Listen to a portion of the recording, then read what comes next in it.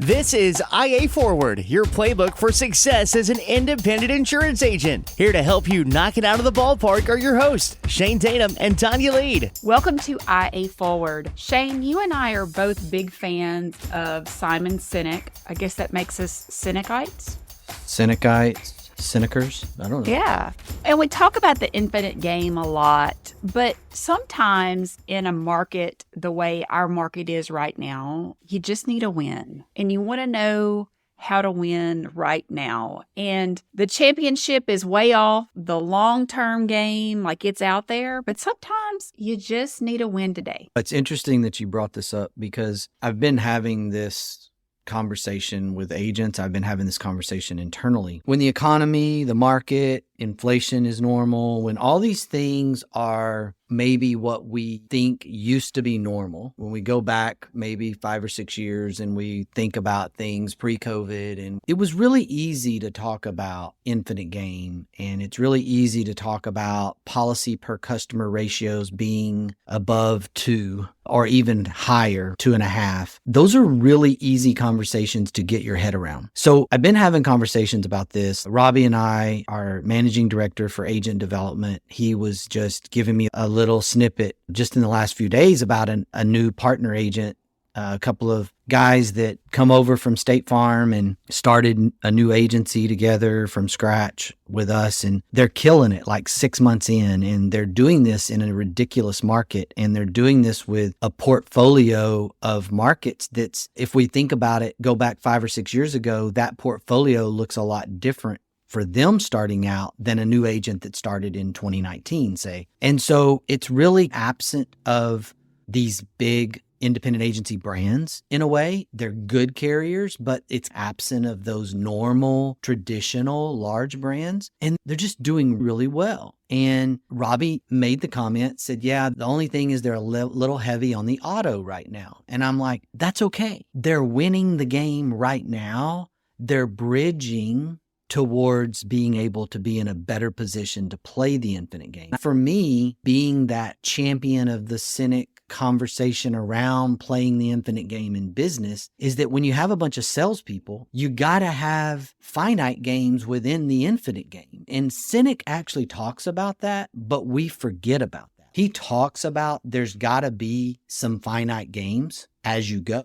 You've got to have some wins as you go, and you've got to give your people opportunities for those wins, all while keeping this long-term, big picture goal in the forefront. That is the thing that resonated with me. Hey, it's okay. They're only running like a 1.6, 1.65 policy per customer ratio because they're a little heavy on the auto, because home's a little harder to write. But they're still killing it, and they're still going to not only survive, they're going to be really successful, and they're going to bridge the gap to get to the other side where they can play more and more of this infinite game strategy. I had an agent a few years ago at our annual Integra Partner Agent Conference come to me, and he said, look, I love our conference. I love the networking opportunities. I love learning. I love the sessions. I love the panel discussions. He said, but we get to that point where you start giving out awards, and I just feel disheartened. I just know that I'm not in that place, and I see people around me are in that place, and I just get in my head a little bit after that. And what am I doing wrong? Sometimes we hear these stories of, yeah, the market's tough, but these guys are killing it,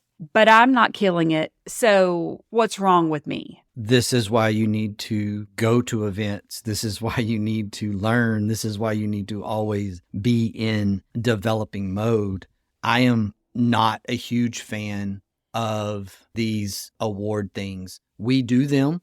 We have agents that love them. It's really easy to be excited about them when you're in that sort of sphere of being successful in terms of the awards. Let me say this in parallel what I feel like is a great example here. My daughter is a Division I college softball player, my youngest daughter, and she plays for the University of Kansas in the Big 12. And there are layers. The college athletic realm. We see it on TV, basketball, football, baseball, women's sports, softball, basketball, all of volleyball. Volleyball's gotten really popular. We see it and we really don't get it until you get on the field or in person, going and watching a game. It's hard to get your head around the elite level of play that exists just staying with college softball and staying within the Power Five versus the non-Power Five. So within Division I, there's probably 3 or 4 layers. There's low-level Division I. You've got mid-majors. You've got elite mid-majors. So that would be like your Louisiana Lafayette, who are top 25, but they're not in a Power Five conference. And then you have Power Five conference teams that are at the bottom end of the conference. And you have Power Five conference teams that are at the top end of the conference. And then there is the top 10 programs across the country. So if you are a player on, say, a mid-major Division I program, you're really good. But there's going to be these people that get All-American status from OU, Oregon, Florida State, Texas, LSU.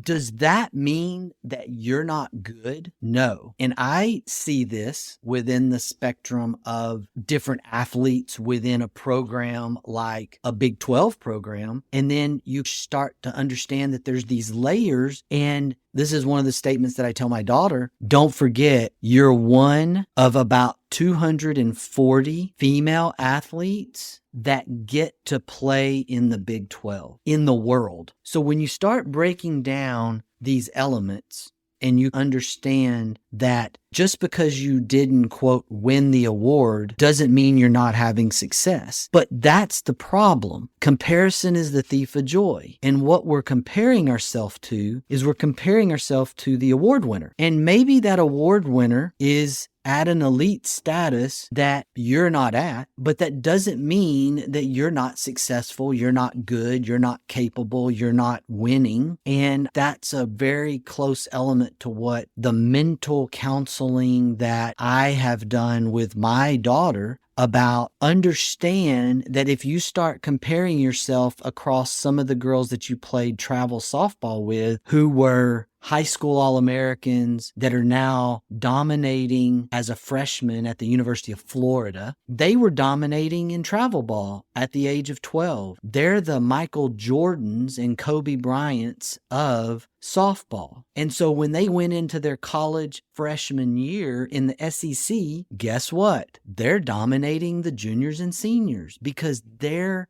super elite. You hit kind of a soapbox for me because it all centers down to a little bit of pride and a little bit of comparison is the thief of joy. We have to really watch ourselves on this. You almost took on your dad voice there. I almost did because it gets me fired up. I want you to compete with yourself. I want you to be the best version of you. I want you to get better tomorrow than you are today and so on. I don't want you to go, man, oh, Joe over there, Sally over there, man, they're writing $2 million a year in new business, and I'm writing $1 million a year in new business. Guess what? That $1 million a year in new business that you're writing that's not making you eligible to win the award is still elite, and you're not even recognizing that. Right now in our market, if you're paying the light bill, if you're being able to go on vacation, if you're being able to survive and thrive in your bank account is growing, so many agents are, then you are winning today. I had a conversation with an agent at a carrier conference in the last couple of weeks,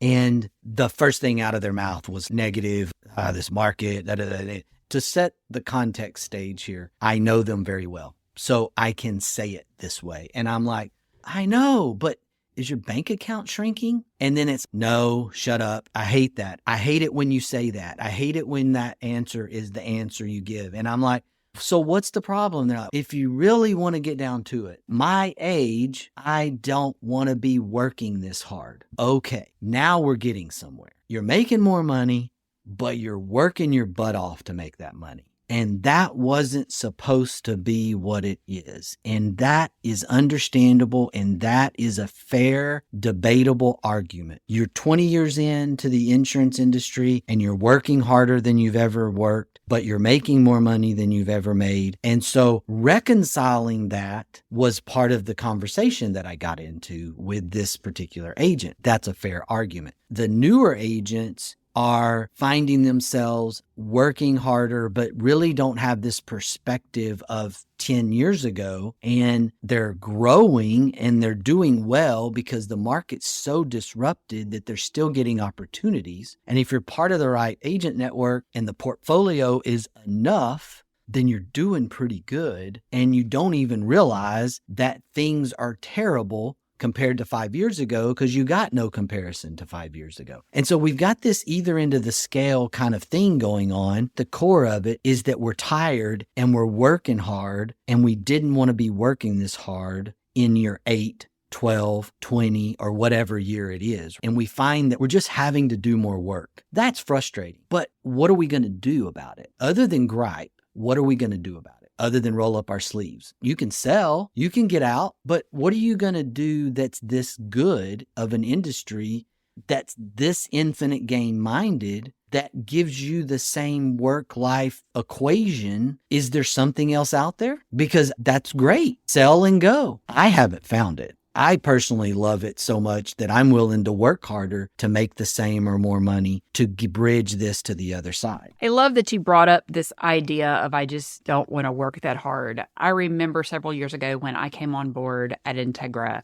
and was working with an agent, and he kept saying, I want to grow. I want to make more money. I want to do. And every other week, he and I would have this conversation, and we would talk about ideas and things to do to grow his agency, and things and ideas and marketing concepts and internal leadership ideas. And finally, one day we were talking, and he said, the thing is, I've been doing this a while and I just don't want to work that hard. Through our conversations, I figured out I'm happy where I am, and I really don't want to work hard enough to grow in the way that I thought I did. And for a minute, I kind of thought I was a failure. And then I thought about it for several weeks, and then I was like, wait a minute. I helped him through this idea of I have to grow, I have to grow, I have to grow, to being happy with where he was. And so maybe what I did wasn't a failure. Maybe it was helping him through that realization instead of beating your head against a wall. And guess what? His agency is still successful. He's still making a good living. He's providing a good living for his family, but he's not in this constant state of stress of I have to grow.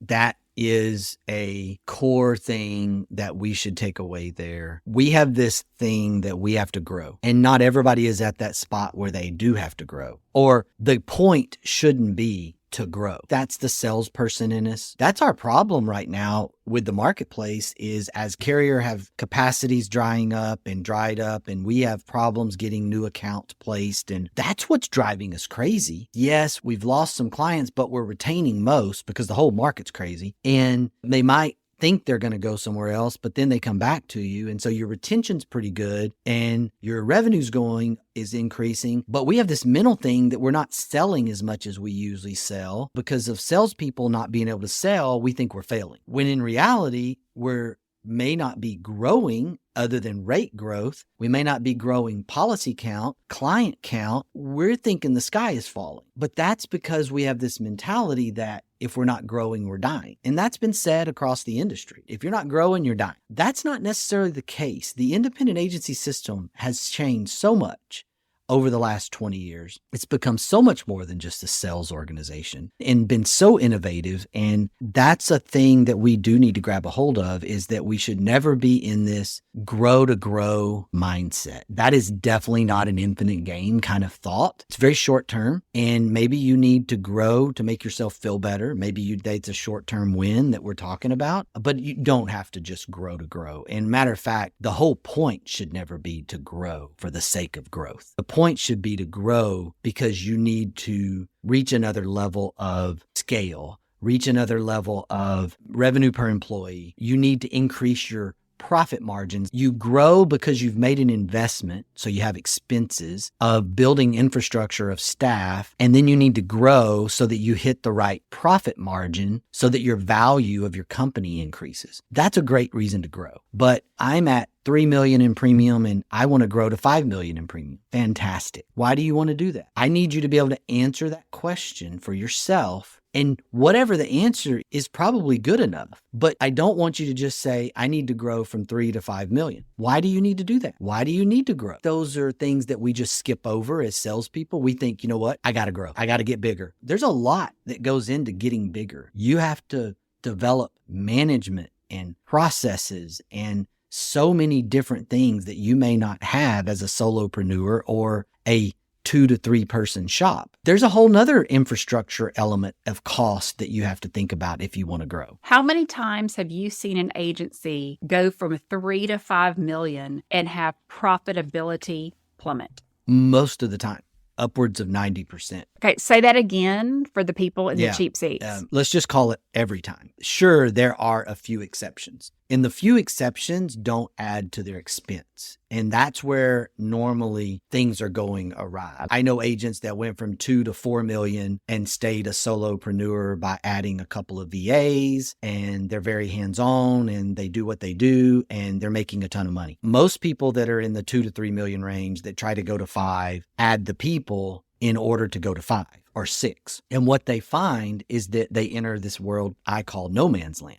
because they were making really good profit at 3 million in premium, but then they added all this administrative costs, people, and they went to 5 million and they're making less money than they were making at 3, or maybe at best they're making the same money and they have more responsibilities, potentially headaches, and they're busier personally as the CEO of this agency because it's just more. That's what we have to guard against. Now, I'm all for you pushing through to the other side of no man's land and growing on top of that and increasing your profit margins and being able to supply yourself with enough people or things, tools that doesn't create the stress in your life. And then you can make even more money than you were making at 3 million. And look, that number's different for everybody. That number may be 7, 8 million in premium. I don't know. It's different for different people. But how you go about this is really important, because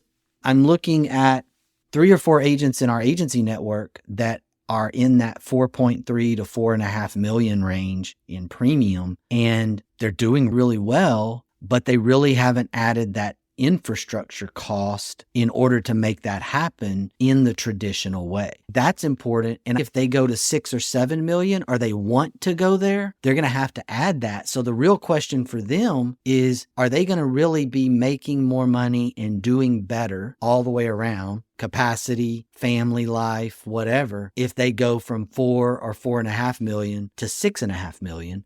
Or are they going to hit that spot where I need a couple of supervisors? I need some more people. I need procedures that are better. I need all these things. That's the big question when people start to enter that spot. To most people who are natural salespeople, everything you're saying is like nails on the chalkboard, which I don't know, is that even a thing anymore since chalkboards don't exist? Does that saying just completely and totally date me? I know what you're talking about. Oh, it's like chewing on aluminum foil. That's worse. And so that's how every salesperson is feeling listening to what you just said. And there's a John Maxwell phrase that I'm probably paraphrasing when I say this, but he says, the more we grow, the more we know we need to grow. And so sometimes as salespeople, we need to take a nap on that idea of I've got to grow, because if you're already exhausted, if you're already at the point of I don't want to get out of bed today because I'm going to have to go into the office and run this agency that is in a situation that's not what I expected, maybe growth is what you're grabbing a hold of, or maybe your idea of growth the way it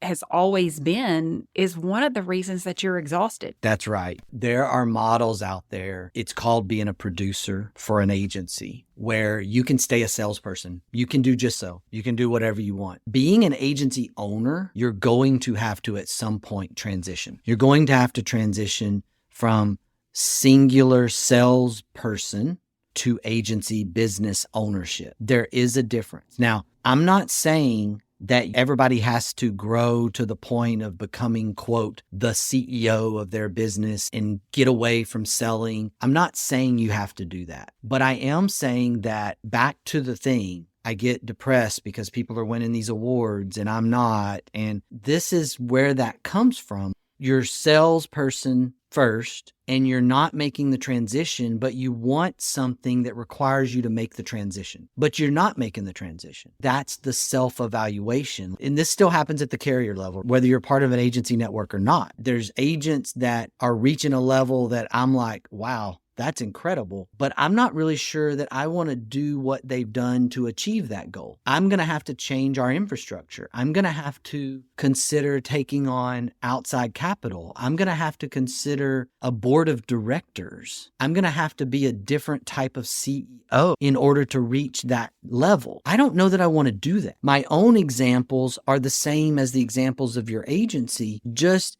this envy comparison thing that gets us in trouble. And we really don't understand that the people we're comparing ourselves to, we're orange and apples kind of thing. We're just not the same structure. And let me give you a little more information there to understand. So at a recent insurance carrier conference, that particular carrier still awards their agent of the year, and they do it by region. And the winner of one of these regions was an agency network like we run, much larger. And I started noticing as they were delivering these, announcing these and giving the profile that they were talking about the annual written premium. They were talking about that agent's retention. And after the first two or three, I started noticing, okay, we're a lot bigger than that. We're a lot bigger than that. I started getting duped into this game of comparison myself. Pride started coming up to the surface, and it's 27 million in written premium, 34 million in written premium. And then all of a sudden, this one agent, it pops up on the screen, 900 million in annualized written premium.